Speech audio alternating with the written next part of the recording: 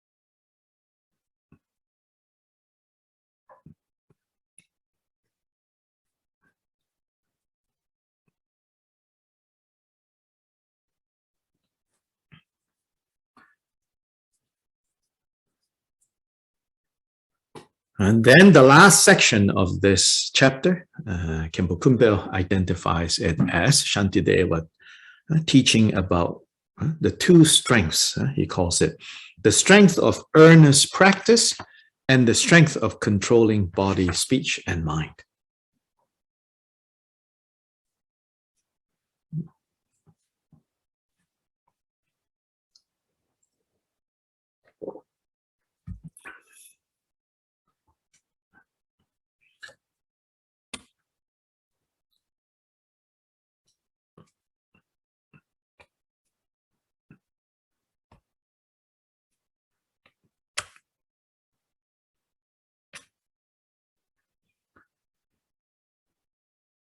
The strength of earnest practice is from 68 to 74. And then the strength of controlling body, speech, and mind is the last two verses.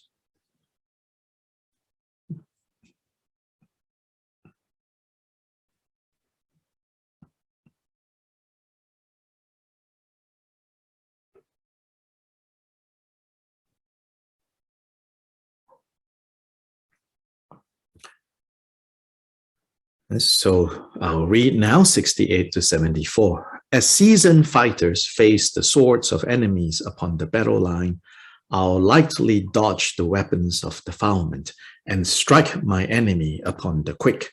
If in the fray the soldier drops his sword, in fright he swiftly takes it up again. So likewise, if the arm of mindfulness is lost, in fear of hell, I'll quickly get it back. Just as poison fills the body borne on the current of the blood, likewise evil, when it finds its chance, will spread and permeate the mind. I will be like a frightened man, a brimming oil jar in his hand, and menaced by a swordsman, saying, "Spill one drop and you shall die." This is how practitioners should hold themselves. Just as a man would swiftly stand if in his lap a serpent were to glide, if sleep and lethargy beset me, I will speedily repulse them. Every time then that I fail, I will reprove and chide myself, thinking long that by whatever means such faults in future shall no more occur. At all times and in all situations, how can I make mindfulness my constant habit? Thinking thus, I will desire to meet with teachers and fulfill the proper tasks. Let me go take care of this.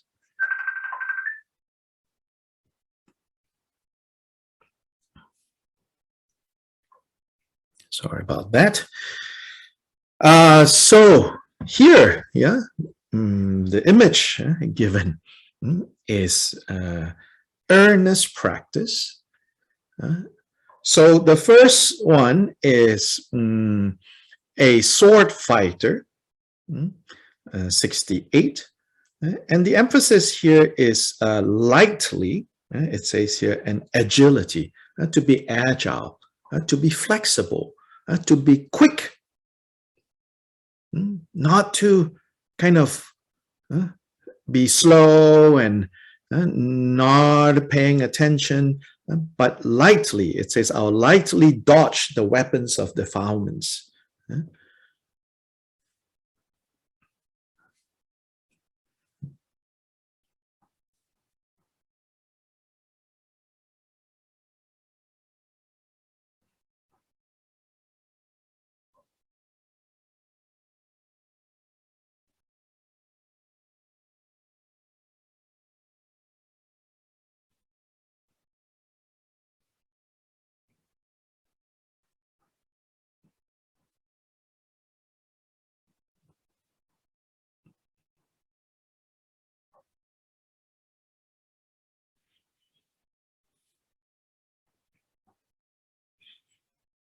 Then if this fighter, accidentally drops the sword, then quickly.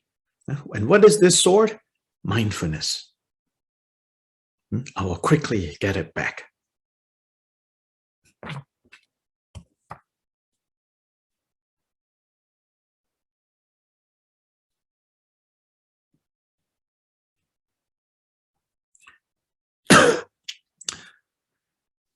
So mindfulness here, is not talking about what is now very fashionable mindfulness meditation. Here is talking about this more general, remembering the Buddha's teachings, remembering to apply it, not getting distracted by unnecessary nonsense, keeping presence of mind.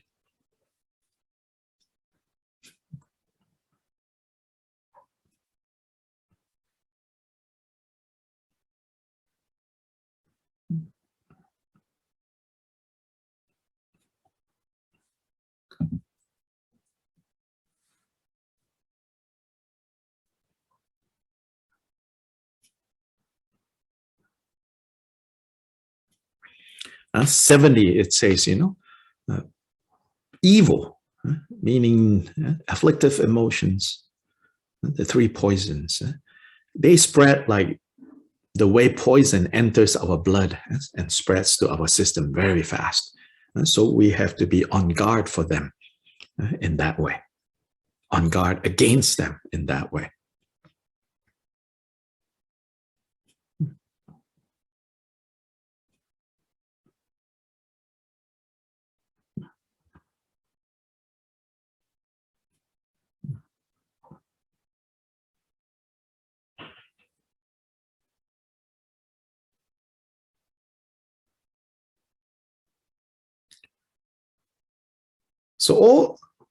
So then the next imagery used for 71 is this image that is often repeated. It's like saying a guilty, a criminal being asked to carry a bowl of oil over some distance. And the king says, the judge says, if you drop a drop of the oil, you'll be executed. So maybe there was some kind of like punishment like that in the past, because you see it repeated a lot. Then the idea is that if you succeed in walking from here to there without dropping a drop of oil, then your crime will be forgiven. But then if you spill a drop, you'll be executed on the spot. So Shantideva says, we should have that kind of carefulness and awareness.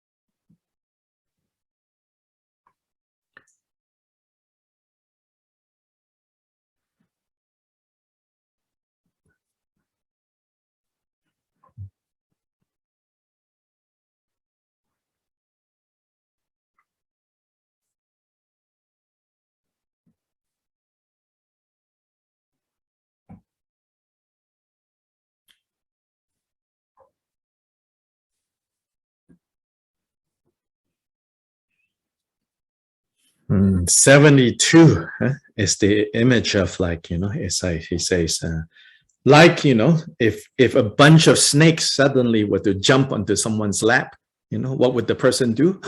Immediately jump away. So he says, in the same way, if the snakes of sleep and lethargy were to suddenly come, shake it up and jump as if snakes have landed on your lap and get energized.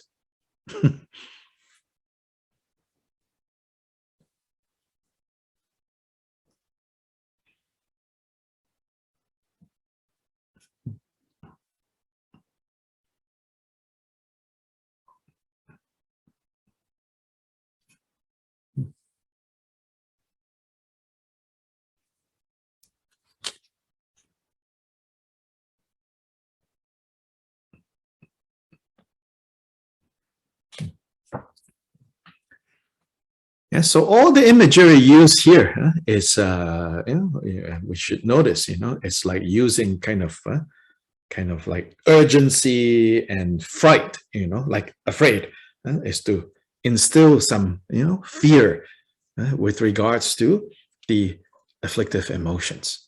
And then specifically in the context of this chapter, diligence, it's how when we become lazy, quote unquote, right? When we become lethargic, and see that they are, even though it seems like it's not so bad because it seems like you're not actively doing anything negative. But in fact, this will kind of open the gates for all other afflictive emotions to come in and grow and become stronger and stronger. And therefore, we need to see the faults of the opposite of diligence, and seeing that inspire ourselves to add diligence to whatever that we are practicing.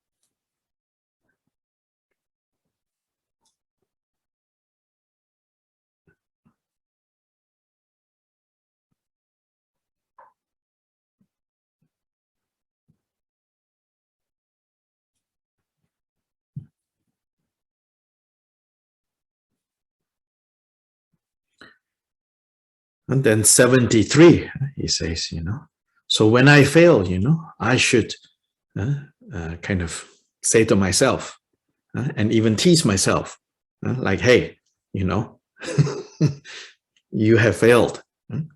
So this is again an example. It's a skillful use of like scolding yourself.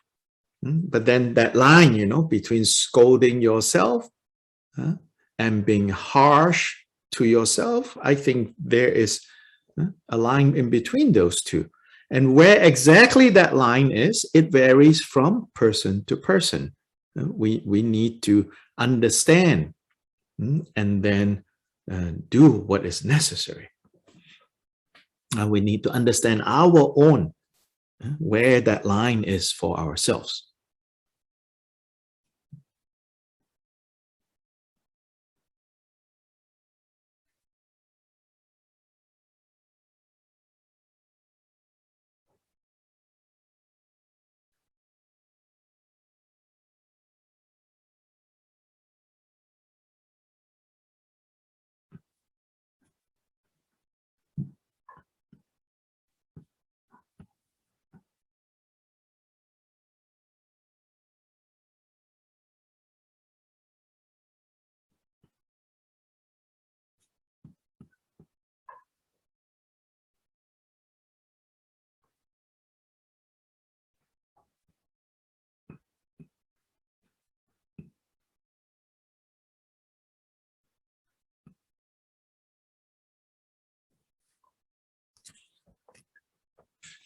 Yes, so then 74, at all times and in all situations, how can I make mindfulness my constant habit? Thinking thus, I will desire to meet with teachers and fulfill the proper tasks.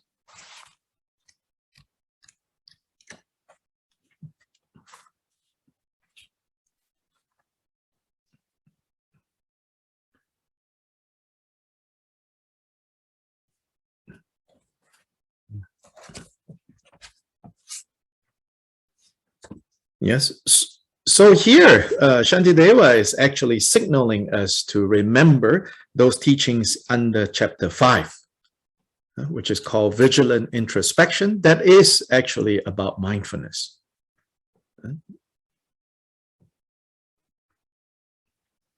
not forgetting the Buddha's teachings, keeping Buddha's teachings in our mind, mindfulness in that way, and then knowing when to apply which of those instructions.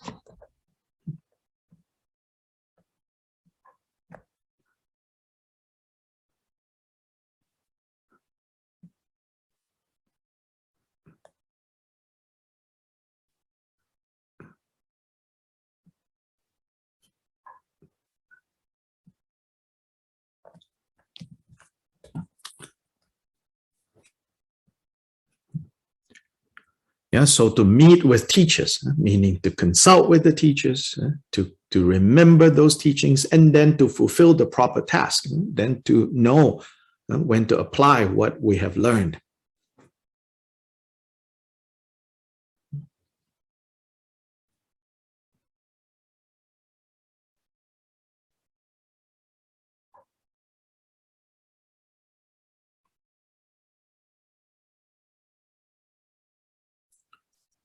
Verse 75 takes us back, Shantideva reminding us what we have learned in chapter 4, the chapter about carefulness.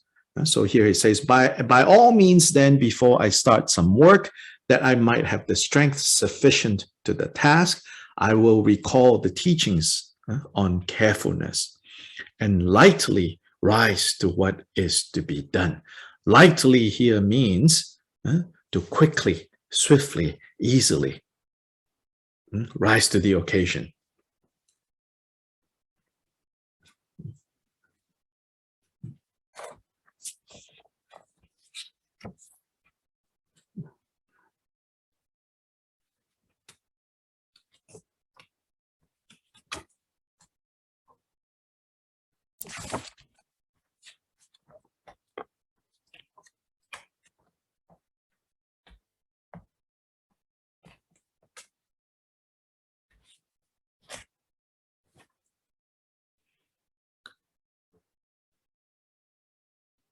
Yeah, so 74 and 75, I feel Shantideva is reminding us, don't forget what I mentioned earlier, what I taught earlier, what is in chapter 5 and chapter 4.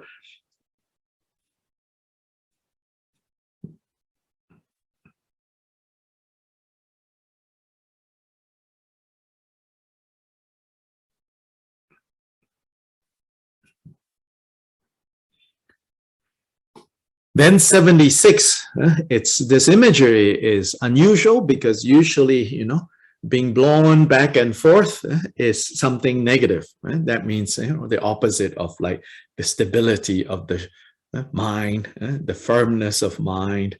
But here, Shantideva, I think really to kind of sum up this chapter by going back to the main point. Yeah.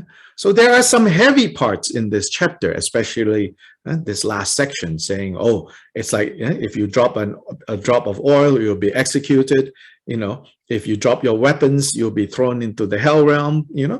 But here, it goes back to the overall emphasis on this chapter. It says, just as flaxen threads waft to and fro, impelled by every breath of wind, so all I do will be achieved, controlled by movements of a joyful heart.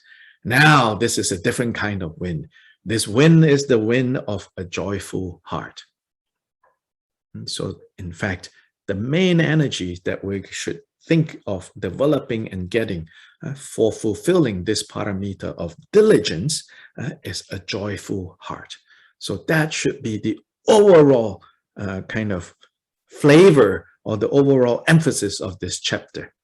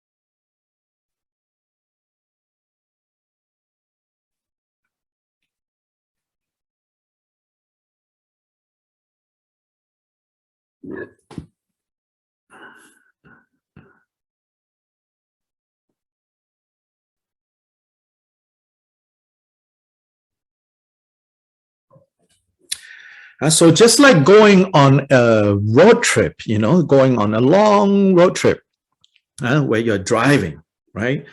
It should be motivated by joy, joy towards this trip, towards the destination, towards the places that you're going to go. So that should be the main kind of energizing force.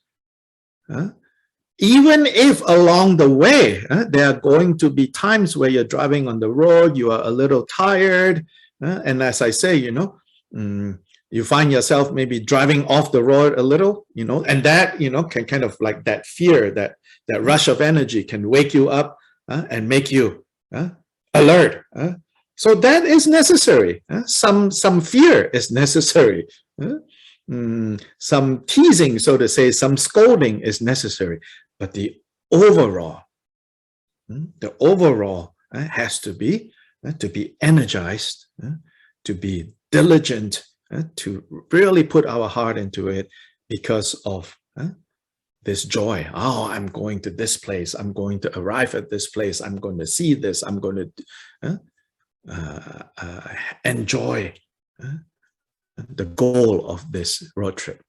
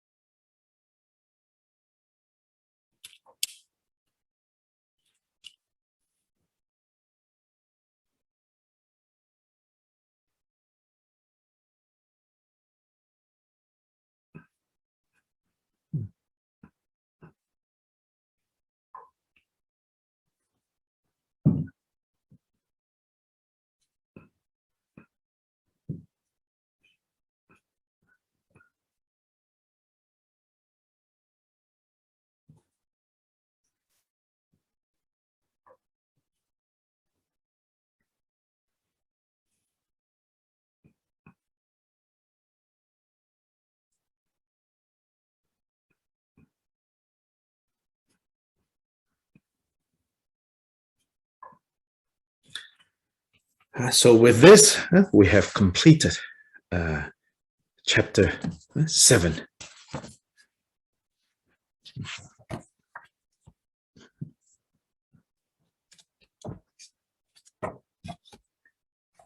Then, starting from this Saturday, we are going to start the chapter on meditative concentration. And this chapter, the chapter on meditative concentration, is the longest chapter in the Bodhicharyavatara.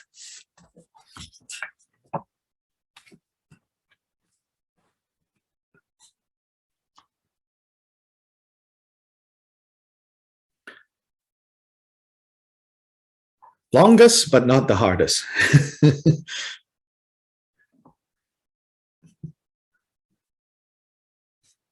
The hardest chapter is the wisdom one. But in a way, it will be easy for us because we're just going to skip those parts that is too hard.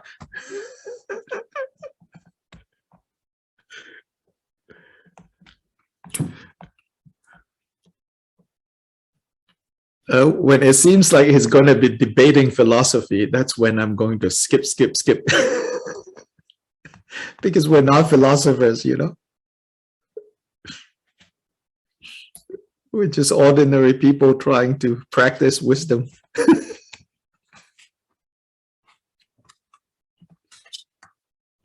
But the chapter on meditative concentration, there, first he talks about distractions and all the distractions that we should identify and then overcome.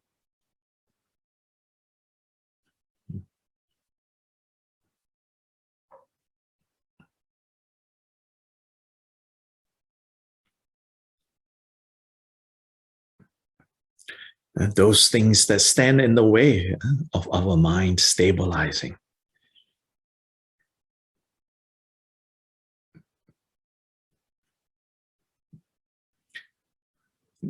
Then he talks about the main meditative concentration in the context of the Bodhisattva practices, and that is the practice of bodhicitta.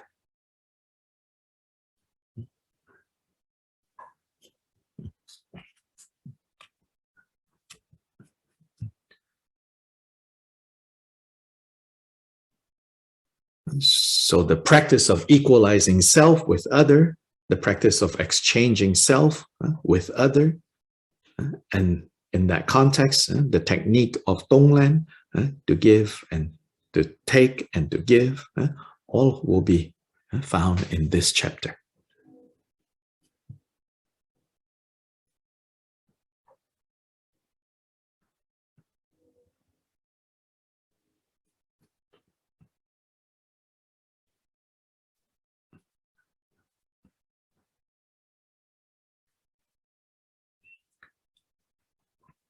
Maybe 6 months ago, I actually did 4 classes on this. At that time, Kenjen Rinpoche suggested to the medicine group to ask me to go over and review this chapter. But now we are going to look at this again,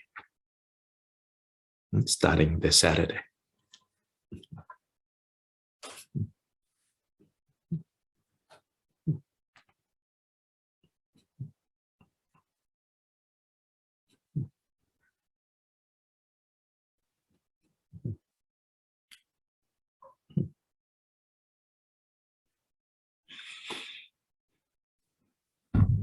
So here I want to take the opportunity to thank you guys and also to share with you some news.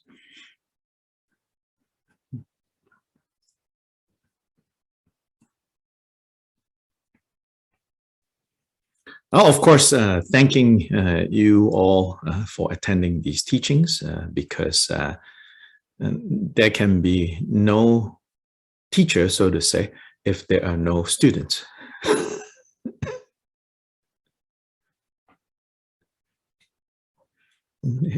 It's an interdependence.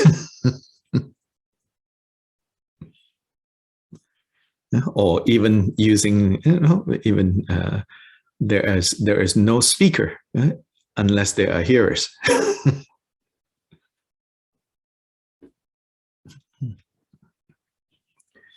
Then more specifically, I want to thank those of you who have been on a regular basis sending dana or offerings to me personally.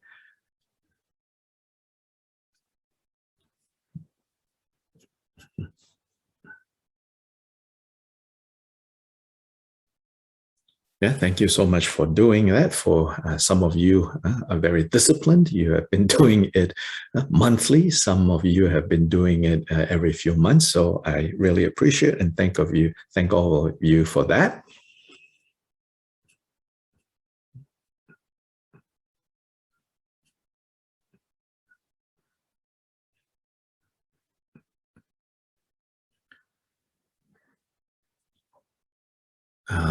And for now, I want to make a request that you temporarily, if you're one of those people who have been able to joyfully send dana my way, I want to request you temporarily to divert these offerings to urban dharma.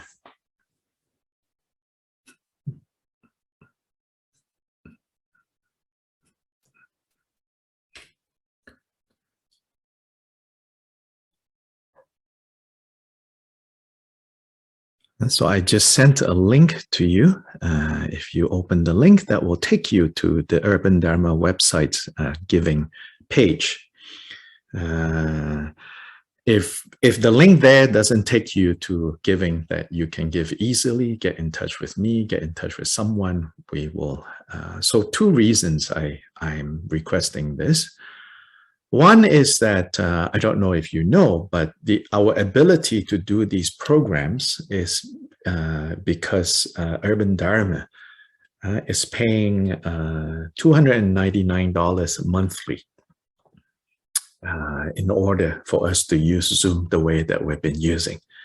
So on top of paying rent due to this pandemic, we have also been paying this Zoom expense of $299 a month. I think, yeah. Javier, is it $299? I believe so. Then recently, the medicine group has joined us. We have consolidated our licenses. So then the medicine group is paying half, just like a couple of months back. But nonetheless, throughout this whole pandemic, Urban Dharma has been paying the $299 a month. So that is an added expense for the center. And moving forward, even post-pandemic, we will probably keep this expense because as you can see how much this is doing for so many people at different places. So we would like to keep this ability.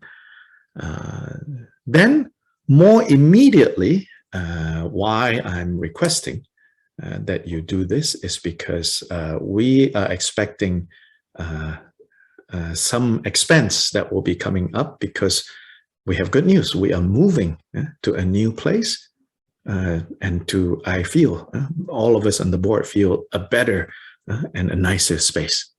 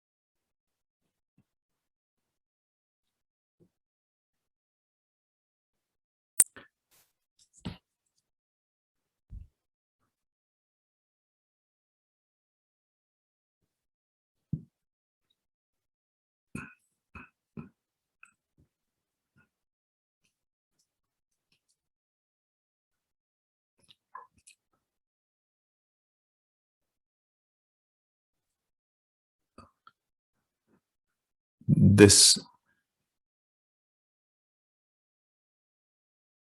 new space is a bigger space. It's also a space that is more visible. It's also a space that is close to a lot of things, and it's close to residential neighborhoods where a lot of young people, young families live. So we believe that moving here, so I'll show you. So this is the inside, and moving here will allow the center to really grow and to really serve the community.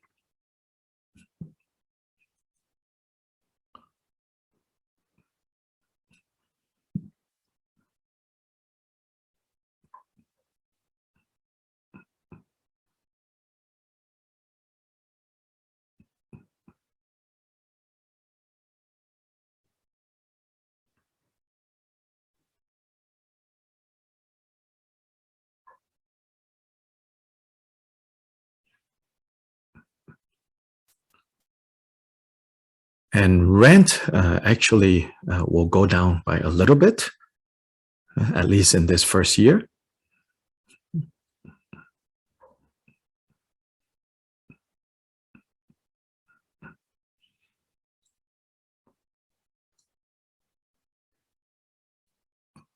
we're taking over a CBD oil place that failed because of the pandemic.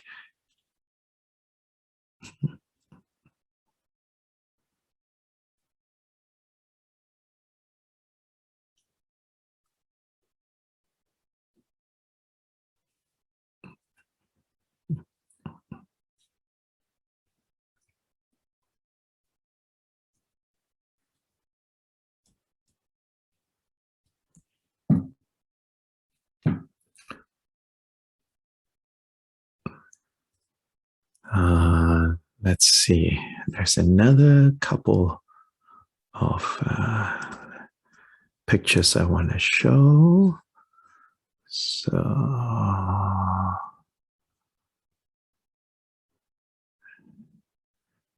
yeah. Hold on. Let's see.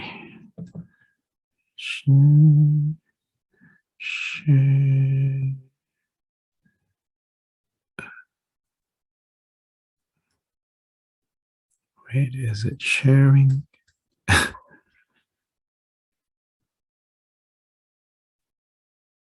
Can you see? Yes? Yeah, okay.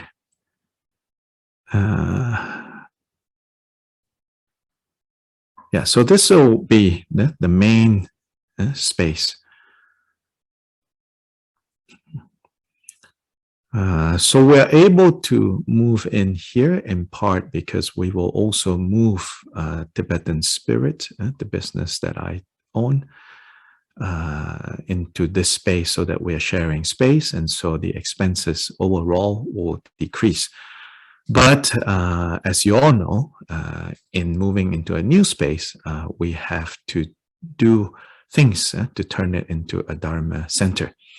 And so the initial renovations, we have to put up a partitioning wall, we have to put down a floating floor. So all these involve money, anywhere from 10 to 20,000. So whatever you are able to help, they will really be helpful to us.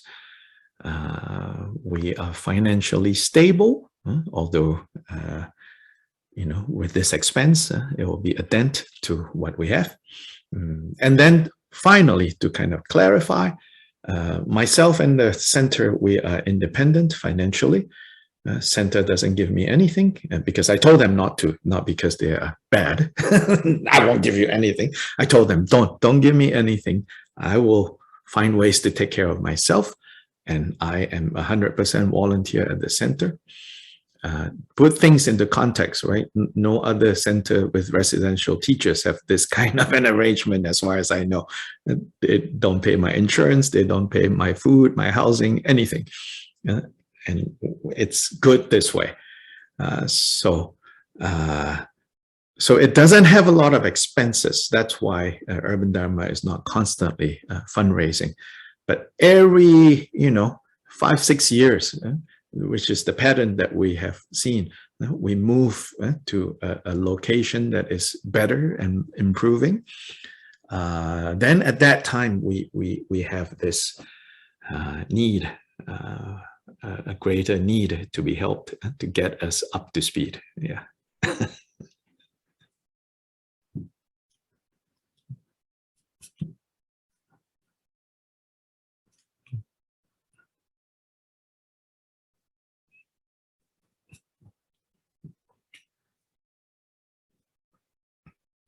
If anyone is also on Facebook watching this broadcast, if someone can provide the link to Urban Dharma Giving, that will be helpful.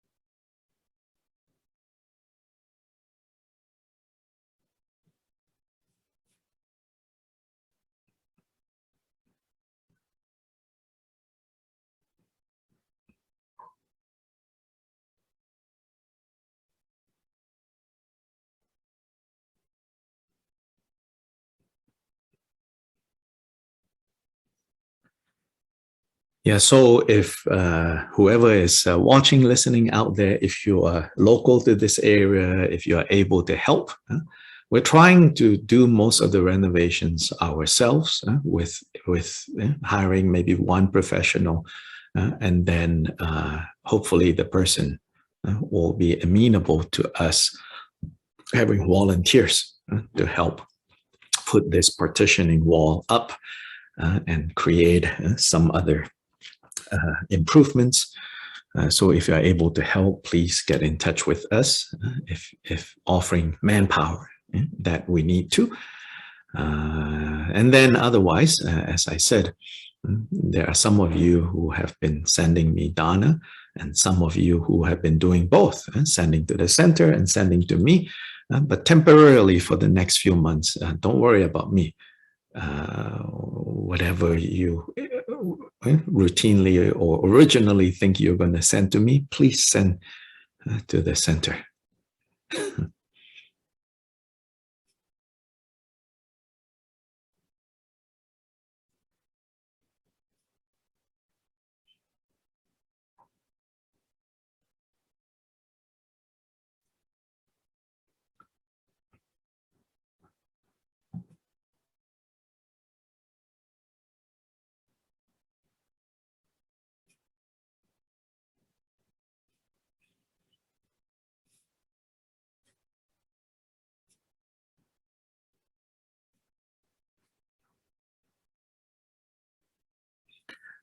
We will get our keys no later than this coming Monday,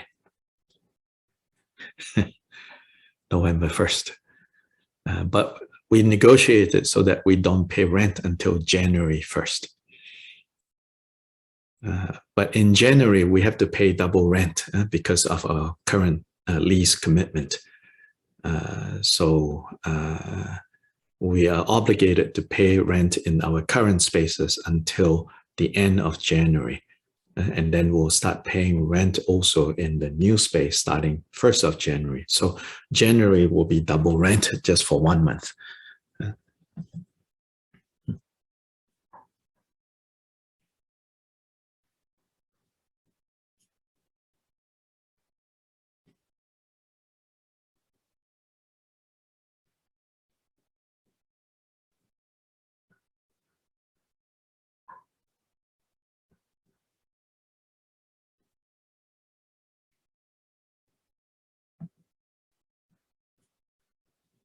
So we negotiated what we think is the best that we could do, because we're very aware, like all this money that we have is because of all of you. And so we are responsible to let all of you know, how we've been using these offerings.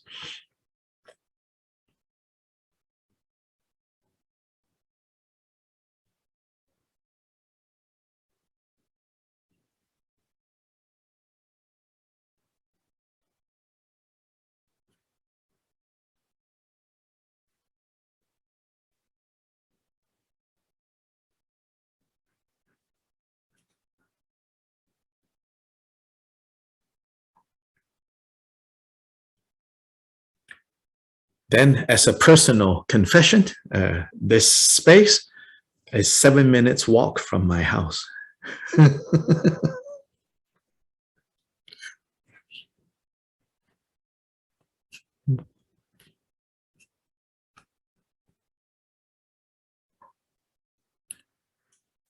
So now the local people can say, hey, how come you're not here?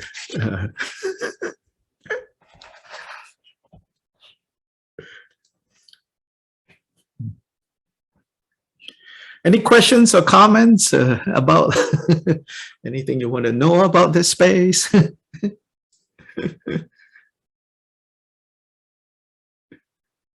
Yeah, I see messages. Yeah, thank you for all the messages. Thank you so much.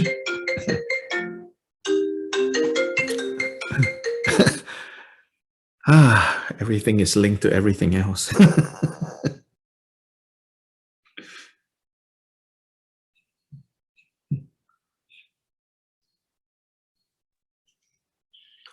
What is the address in Asheville? This new place? This new place, the address is 697C Haywood Road. Thank you.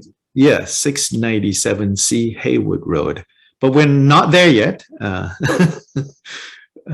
Until Monday, we get keys. Yeah, if you want to Google, 697C is tucked inside a small shopping center, which is right next to a big grocery store.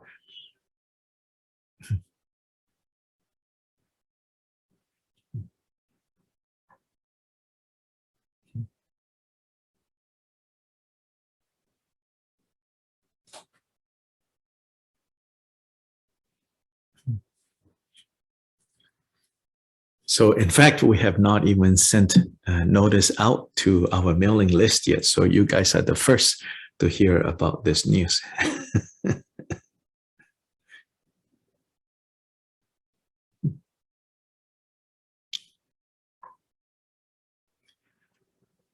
This place has a lot of visibility, so we're very excited about, and also people actually live around this area.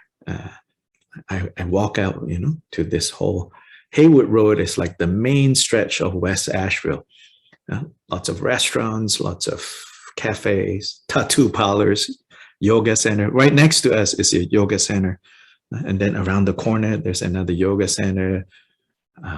So it's a vibrant part of local life.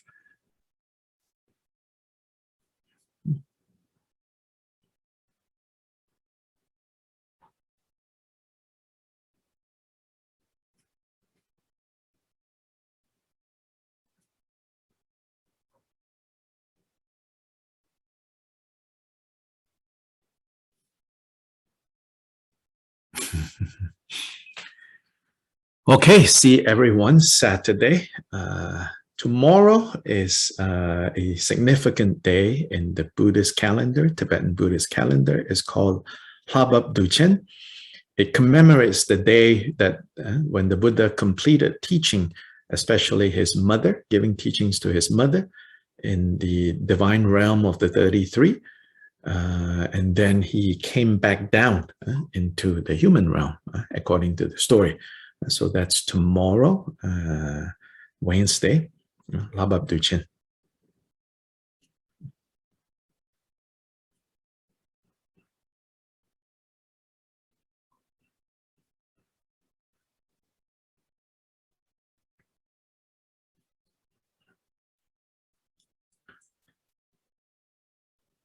So those of you who are connected to Drigong Kagyu, maybe you know that there is an international Zoom gathering for Drigong Kagyu people. Information, if anyone has it, you all can share it. And Hlabab Duchen also coincides with the day of birth of Kyabgon Chungsan Rinpoche, the other head of the lineage that lives in Lhasa in Tibet, Kyabgon Chungsan Rinpoche. The head of the lineage that most of you might know, if you're connected to Drigong, that's Kyabgon Chesang Rinpoche. And Kyabgon Chesang Rinpoche is outside of Tibet. Kyabgon Chungsan is the one in Tibet.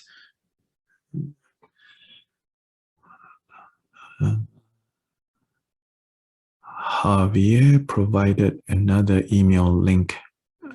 Not sure what that is for, but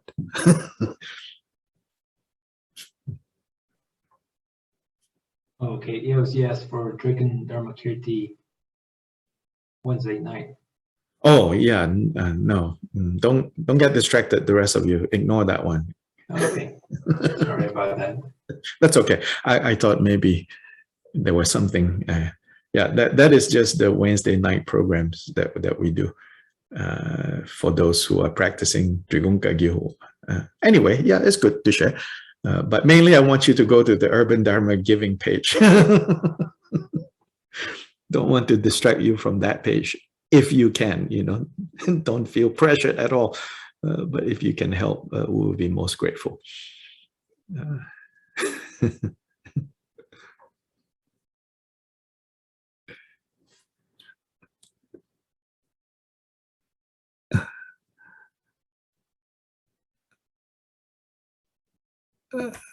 So I will do that again.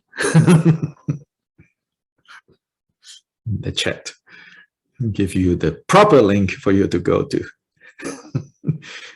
Temporarily, don't give money to Drikung Dharmakirti for all those different projects. Those are not so urgent. Okay, now Leonard is competing with me and sending something else.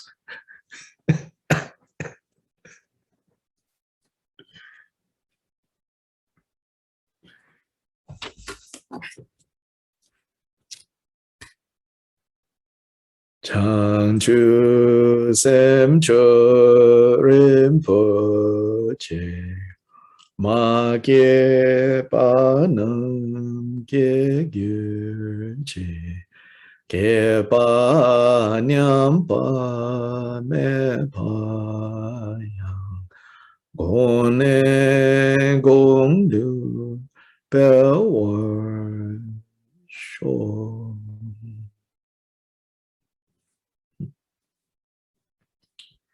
Thank you so much, and see all of you all on Saturday. Thank you, Dr. Lee. Thank you, Dr. Lee. Good night. Gracias. Bye. Yeah. Bye. Thank you. See you soon. Yeah. Thank Ta-ta. Thank you very much. Bye. Thank you. Thank you. Thank you. Thank you. Thank you.